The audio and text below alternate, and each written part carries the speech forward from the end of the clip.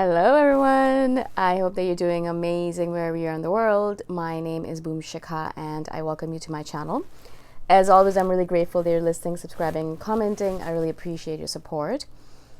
And in this one, I want to speak to you a little bit about communication styles. I'm not an expert in communication in general, although I've become much better than I was in my teens, but I have been kind of reading up a little bit about it, and my sister's been kind of talking to me about it as well. And she's an INTJ and I'm an INFJ, last time I checked. And she was telling me a little bit about how she was watching this video and about communication styles. And there are askers and there are guessers. That's what the video was about. And if you want, you can Google it. It comes up as soon as you Google askers and guessers. But basically, she was telling me how whenever in the past I would communicate with her before she'd watched this video, she would always be a little bit confused about why I communicated the way I did. So I am a asker. I ask questions. I ask a lot of questions. I like learning about people by asking them questions. I also assume that people will tell me if they don't want to answer the question. I am direct about it. I'll ask them questions, and I'll presume that if they're uncomfortable answering it, they're like, well, I'm sorry, I can't answer. I'm like, all right, cool. I don't get offended. It's not my thing. I'll also ask people for things that I want. So I'm constantly, and that's something that people are always surprised by. They think I'm an extrovert for this particular reason, that I'm constantly asking people for what I want. So I'll be asking people, like, do you want to go to dinner with me? Or I'll be asking people, I need this particular item. Where can I find it? I'm constantly posting in groups and WhatsApp groups and things like that, asking for things that I need. And it comes across as very extroverted because I'm asking for what I want, whereas an introvert perhaps wouldn't do that. But basically, I'm an asker. So I ask for things, and I'll ask if someone wants to hang out with me. I'll ask if someone wants to give me what they have, or if I can borrow it, or if I can use it for a little bit. And as I said, I presume that they will tell me, no, I'm sorry, I'm not comfortable sharing, or whatever it might be, right? I presume that. And she, on the other hand, is a guesser. So she feels very uncomfortable with my kind of communication style because I'm very direct. I constantly asking things.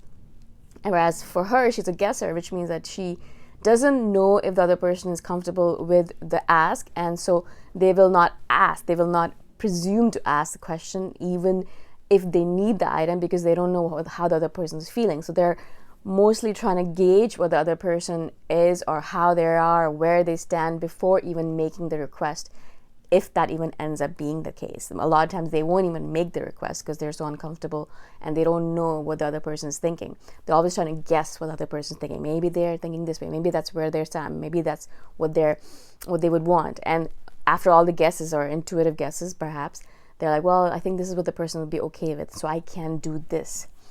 And so, as you can imagine, in the past, me and my sister had a lot of miscommunications and a lot of disagreements, arguments, even as siblings, obviously we do. But it was related mostly to our communication style.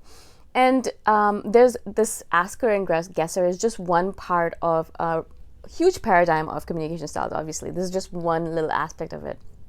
But me and my sister, when we tried like looking at all the different kinds of communication styles that could possibly be the case, we're doing these surveys.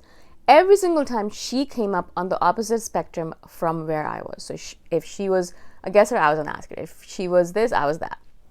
And no wonder, I was sitting there thinking, no wonder I had such a hard time communicating with my sister, and she, in turn with me, I was constantly annoyed by my communication style, was because of this difference.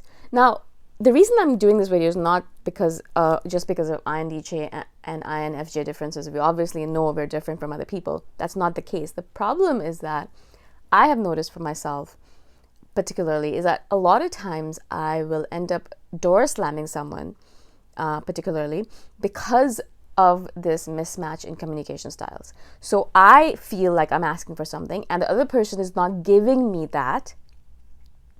And it's not because they don't want to give it to me a lot of times. I feel like the reason why it's happening is because their communication style is different from mine. I did not realize that it's different from mine. I believe I'm being absolutely direct with them about what I need. They are, on the other hand, not understanding what I want, or not able to give what I want, are not able to communicate that they can't give me what I want, or there's some kind of mismatch in the communication style. And because of that mismatch, we're having issues. Particularly, I'm having an issue with them because I feel like they're not respecting me. That's one of the big reasons why I end up door slamming people, is because I feel like there's disrespect on their end. But now I'm realizing partly it's probably because of the miscommunication, and because of the miscommunication or the mismatch in the communication style. They're saying something, I'm saying something, we're not understanding each other, or I feel like I'm not being understood and I feel like I'm being taken advantage of, and then I door slam without actually clarifying, or actually clarifying what is actually going on. I don't mean, because I feel like they're disrespecting me. I just kind of make an assumption and I door slam. And a lot of INFJ relationships, I feel, end up being door slammed. Not all of them, of course. Some of them are genuinely disrespectful of us, and yes, some of them do need to be kicked out from our life. Totally understandable. Some of them are actually quite toxic. But for me, I'm realizing a lot of my door slams were unwarranted because that person was actually really trying on their end to communicate with me, and I wasn't getting it. And I was feeling like they were being disrespectful when they weren't actually being disrespectful. And so I think that some of these door slams were unwarranted. They should not have happened, right?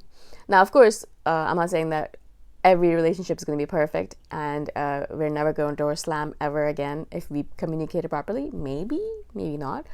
I feel like door slams would still happen, but not as often as they do if we just try to understand a little bit that perhaps the issue is not the person or their disrespect for us, but the fact that we're not communicating what we need from them particularly properly.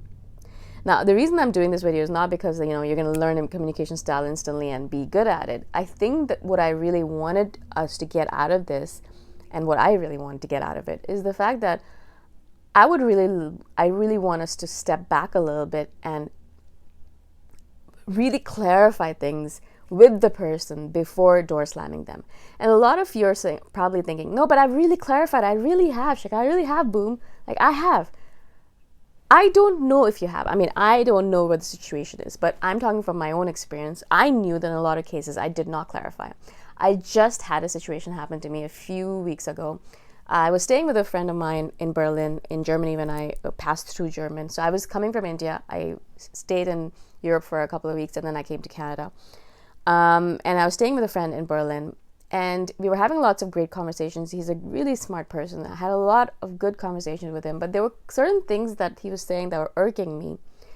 But for some reason, I did not want to bring them up right away because I was staying with him and I didn't want the atmosphere to turn cold or frigid or uncomfortable or awkward. I was like, I'll talk to him, and I'll talk to him. I was thinking about talking to him, and then it was too late and I already left.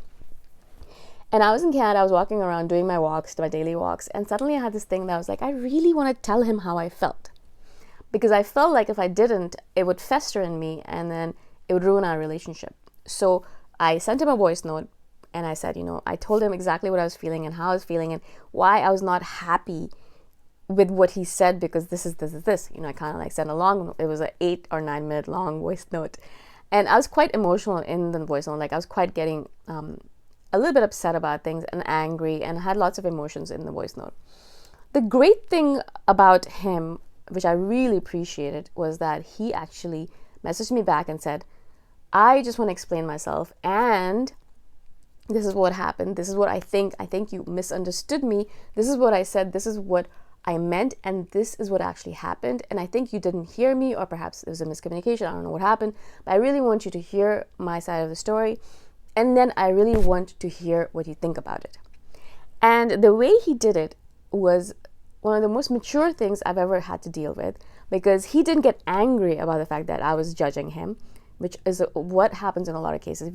I would get angry, or other people get angry, and then we break off relationships, right? Like obviously a lot of times this is what happens. But he didn't get angry. He stayed calm. He explained his side of the story, and then he asked for a reply. He was very clear about it. I really want you to reply to me. I want to know if you understood what I was saying and if it clarified things for you. And it did. I had misunderstood, I had miscommunicated, and I had been wrong. It was my fault. I was at fault if he was not. And so obviously I did send him a voice note back. But this kind of communication is so new to me. Normally, what I would do when I was younger, or if I had been younger, or if I'd been in that state, I would have door slammed right away. And I think that's one of my problems, is that like I wouldn't have even given the person a chance. I would have just judged him. I would have made my judgments. I would have deemed him unworthy of my contact, and then I would have door slammed him right away. So what I'm really trying to say from this video is that I'm not saying that door slams are completely a no-go. I think some people do need to be kicked out from our life. They're toxic and negative, and we don't need them. But in a lot of cases, I have noticed for myself that if we just communicated a little bit more, just explained ourselves a little bit more, talked a little bit about what we're feeling and how we're feeling and what we want, I feel like a lot of these issues would have been resolved, and a lot of door slams would not need to happen. And this is just my assumption from all of the door slams I've already done, and the fact that I don't actually want to door slam. I don't want to uselessly door slam people anymore. I just don't want to. I don't think it's a good idea. In some cases it is, as I said, very rarely though. Some people do need to be door slammed, but in a lot of cases, I said, I do not think it's the right way for me to go. And so I'm really trying not to do that anymore. So I just wanted to share this with you. Again, this is just my experience, and I would love to hear your experience in this regard. And if you have noticed something with your own communication style that has caused issues with your relationships, please comment below. I'd love to hear from all of you. Again, thank you for being on my channel, and I shall see you the next time around. Bye for now.